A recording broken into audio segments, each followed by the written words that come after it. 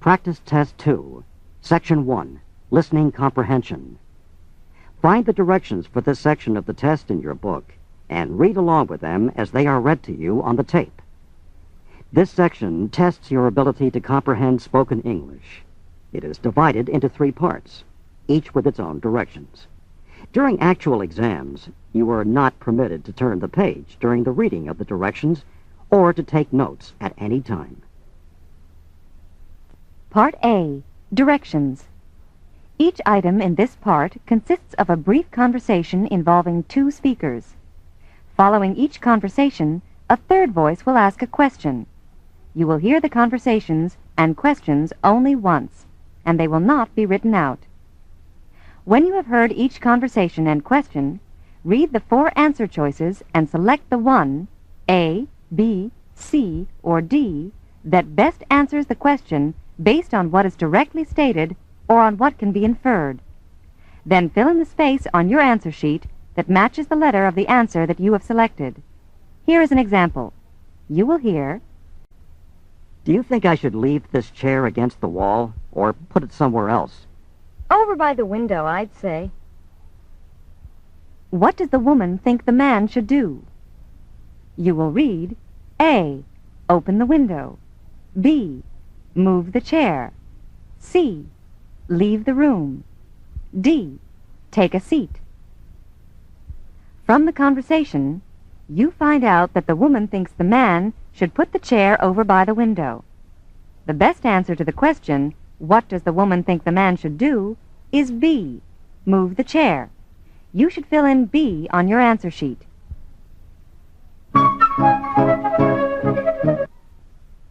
Now let's begin with the first conversation.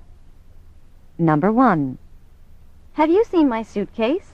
I kept tripping over it, so I put it in the closet. What does the man mean? Number 2. That's all you're having for dinner? I had a late lunch. What does the man imply? Number 3. I thought Mary Ann would have a hard time getting used to college life. Were you ever wrong? What is learned from this conversation about Mary Ann? Number 4. George, don't feel so bad. It's not your fault your brother failed that class. I don't know. I could have encouraged him to study more. How does George feel? Number 5. Pamela made quite a few mistakes in the laboratory. Well, she wouldn't have if she hadn't been in such a hurry to get finished. What does the woman say about Pamela? Number 6. Excuse me, I'm trying to get to the courthouse, and I think I'm going the wrong way. Should I have turned left on Monroe Street? No, you're all right. Just keep going straight on 4th Avenue until you get to the post office and turn left there. What is the woman's destination? Number 7. Mitch and Lynn must have a lot in common, since they're both economics majors. Oh, I didn't realize that Mitch was an economics major, too. What does the man imply? Number 8. I've got to call Tony right away. Yeah? How come? What does the woman ask the man? Number 9. So, did you have a busy afternoon, Amory? Well, I watered the tomatoes and corn, and I did some weeding. What did Emery do this afternoon? Number 10. Whom should we ask to introduce the guest speaker?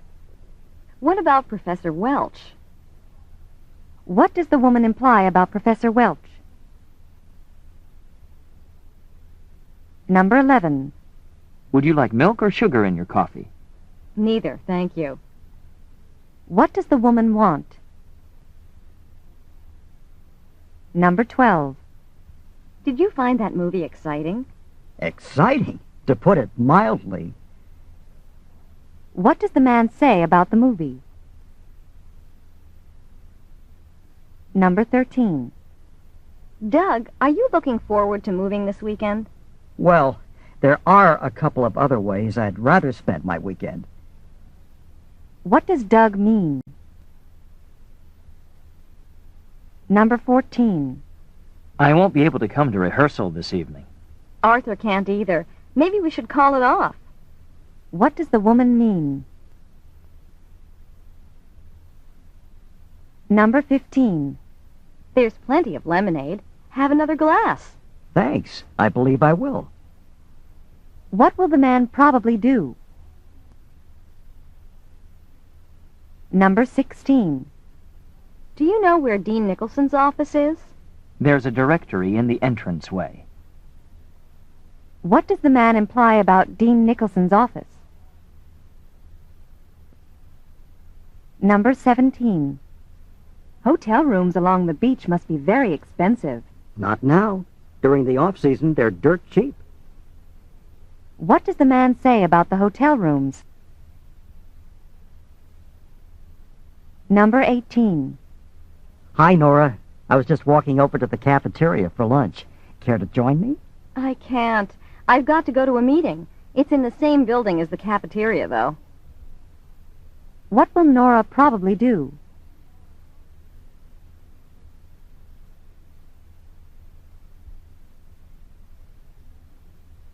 Number 19.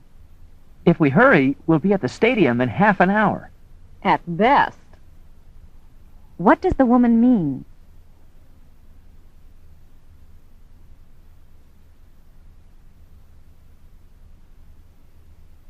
Number 20. Joan is not what I'd call easygoing. I know. People find it hard to believe that she's my sister. What does the man imply? Number 21. That sure is a catchy song. You're telling me. The melody has been running through my head all week. What can be concluded about the song? Number 22. This stamp you found is pretty rare. I'd like to have one like it myself. Oh, an expert, are you? What does the man say about the woman? Number 23. This schedule says we have to attend an orientation session before we can register. Look at it again. That's just for new students. What can be inferred about these two speakers? Number 24. How's your research project coming, Mike? So far, so good. What does Mike mean? Number 25. I won't be able to take a vacation this summer. I have to work. Guess we're in the same boat. Inferred about the two speakers.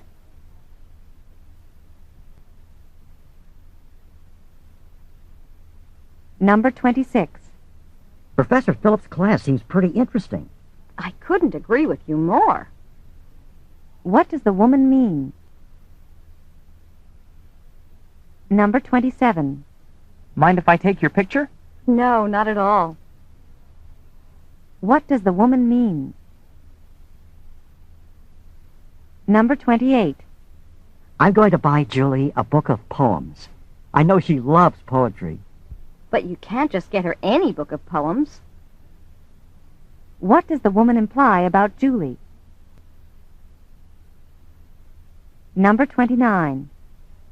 We need to discuss our presentation sometime in the next few days. Fine. How about over lunch today? When does the woman want to talk about the presentation? Number 30. I drove my motorcycle to work today. It was a great day for a ride. Oh, you mean you did buy that motorcycle after all? What had the woman assumed?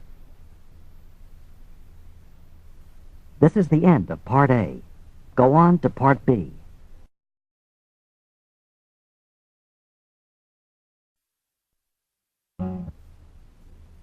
Now, read along with the directions for Part B in your book as they are read to you on the tape. Part B. Directions. This part of the test consists of extended conversations between two speakers. After each of these conversations, there are a number of questions. You will hear each conversation and question only once, and the questions are not written out. When you have heard the questions, read the 4 answer choices and select the one, A, B, C, or D, that best answers the question based on what is directly stated or on what can be inferred. Then fill in the space on your answer sheet that matches the letter of the answer that you have selected. Don't forget, during actual exams, taking notes or writing in your test book is not permitted.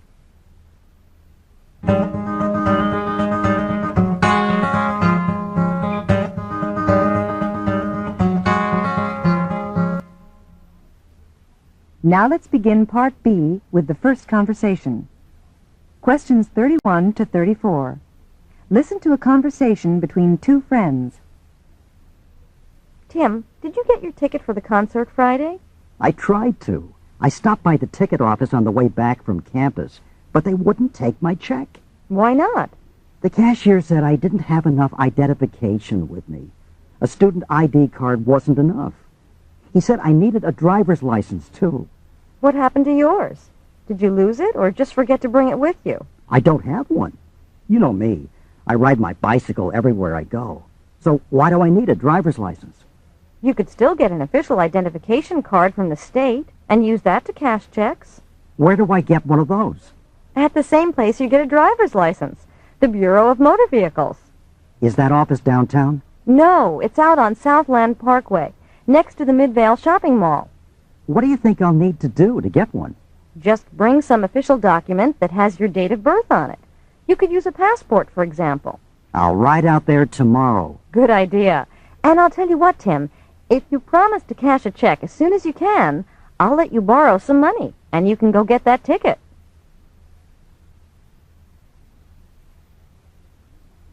Number 31.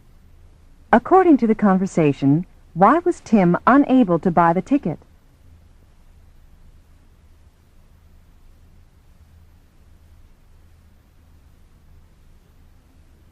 Number 32.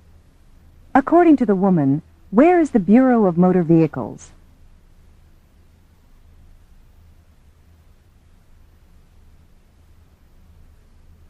Number 33. What does the woman suggest Tim bring when he goes to the Bureau of Motor Vehicles? Number 34. What does the woman offer to do for Tim? Questions 35 to 38. Listen to a conversation at a student health clinic. The doctor should be able to see you in a few minutes. I just need some information from you first. What seems to be the problem?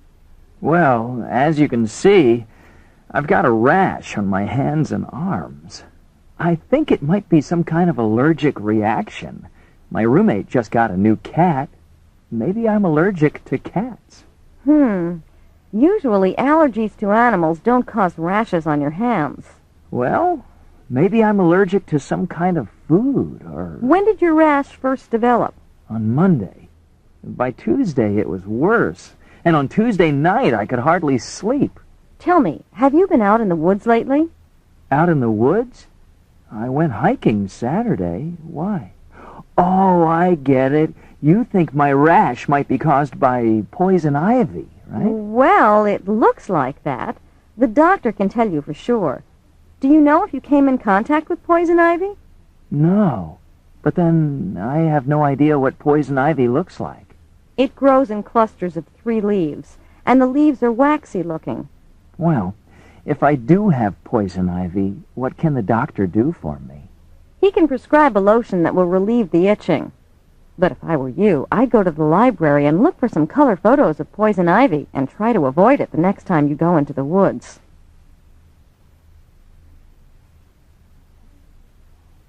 Number 35. What is the probable relationship between the 2 speakers? Number 36.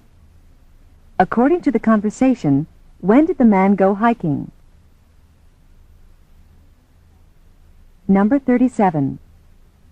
What does the woman believe is the probable source of the man's problem? Number 38. What does the woman suggest that the man do? This is the end of Part B. Go on to Part C.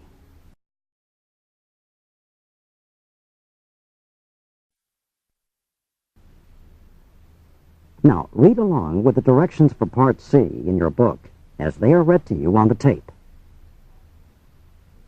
Part C. Directions. This part of the test consists of several talks, each given by a single speaker.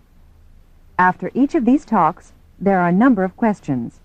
You will hear each talk and question only once, and the questions are not written out. When you have heard each question, read the 4 answer choices and select the one, A, B, C, or D, that best answers the question based on what is directly stated or on what can be inferred. Then fill in the space on your answer sheet that matches the letter of the answer that you have selected. Here is an example. You will hear, Students, this evening we'll have a chance to observe a phenomenon that we've discussed several times in class. Tonight there will be a lunar eclipse. As we've said, when an eclipse of the moon occurs, the Earth passes between the sun and the moon.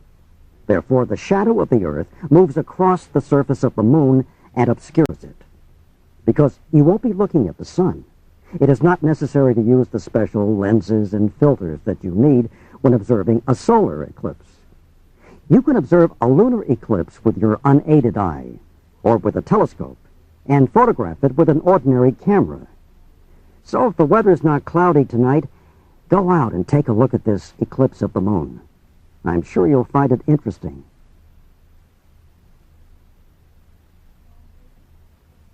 Now here is a sample question. You will hear, in what course is this lecture probably being given? You will read, A, philosophy, B, meteorology, C, astronomy, D, photography. The lecture concerns a lunar eclipse, a topic that would typically be discussed in an astronomy class. The choice that best answers the question, in what course is this lecture probably being given, is C, astronomy. You should fill in C on your answer sheet. Here is another sample question. You will hear, according to the speaker, which of the following occurs during a lunar eclipse? You will read, A, the Earth's shadow moves across the moon. B, clouds block the view of the moon. C, the moon moves between the Earth and the sun. D, the sun can be observed without special equipment. From the lecture, you learned that a lunar eclipse occurs when the Earth moves between the sun and the moon, and the shadow of the Earth passes across the moon. The choice that best answers the question, according to the speaker, which of the following occurs during a lunar eclipse, is A, the Earth's shadow moves across the moon. Don't forget, during actual exams, taking notes or writing in your test book is not permitted.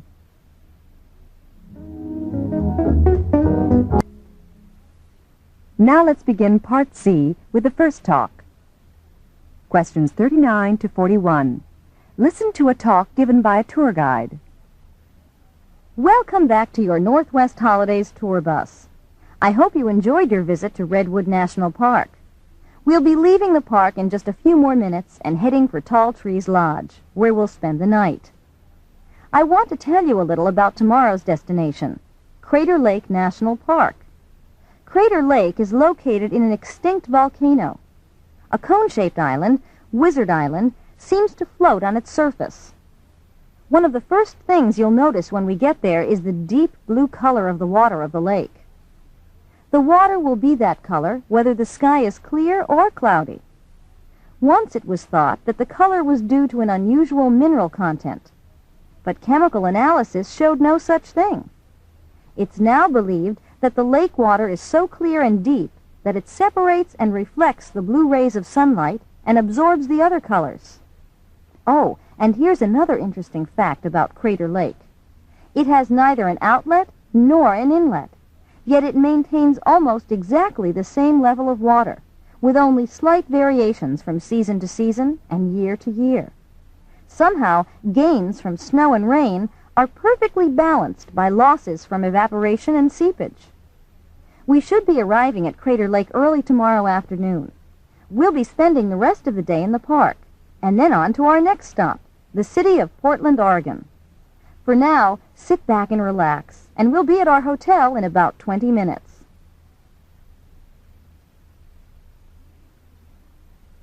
Number 39. Where does this conversation take place? Number 40. According to the speaker, which of the following makes the water of Crater Lake appear to be such an intense shade of blue? Number 41. What does the speaker say about the water level of Crater Lake? Questions 42 to 46. Listen to a lecture given in a U.S. history course. Good morning, students. Today we'll be continuing to talk about the development of rapid communications in the United States. No discussion of communications is complete without a mention of a particularly dramatic means of delivering the mail, the Pony Express. It was founded in 1860, the year before the Civil War, to carry mail from St. Joseph, Missouri, to the goldfields of California. Racing across Nebraska, Wyoming, Utah, and Nevada, these horsemen covered 2,000 miles in 10 days. Every 10 miles, there was a relay station where a fresh horse waited. Each man rode a total of 5 relays, that's 50 miles, before he was replaced by a fresh rider. The riders galloped summer and winter, day and night, through rain and wind and snow. Now, let me read to you from a newspaper advertisement that was used to recruit Pony Express riders. Wanted, thin, wiry young fellows, preferably orphans. Can you imagine yourself answering an ad for a job where orphans were preferred? That should give you some idea of the nature of the work. Only 18 months after the Pony Express was founded, the Transcontinental Telegraph was opened and put the company out of business. It had been losing money anyway. In its day, though, it provided an extremely useful service. Any questions before we go on?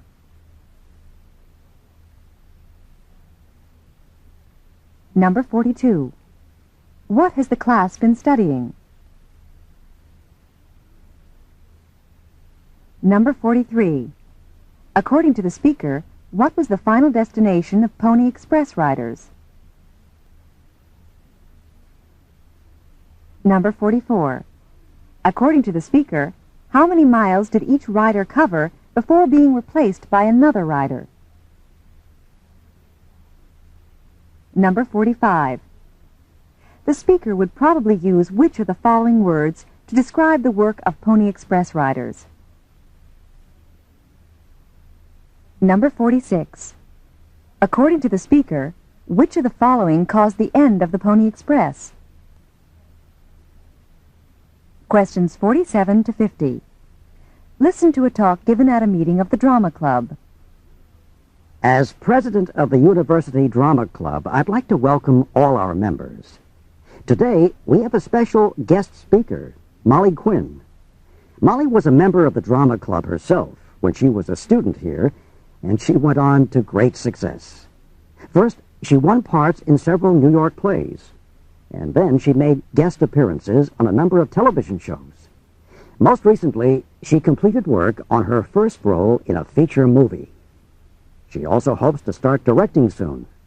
She told me that she might try to get a start by directing television commercials. Molly is going to talk to us today about getting into the acting profession. But before we hear from her, I want to remind everyone that next weekend, the drama department is holding tryouts for parts in the play A Doll's House. So mark that on your calendars. Given her own experience, I'm sure Molly would agree that appearing in campus plays is a great way to learn the basics of acting. Now, let's give Molly a big welcome.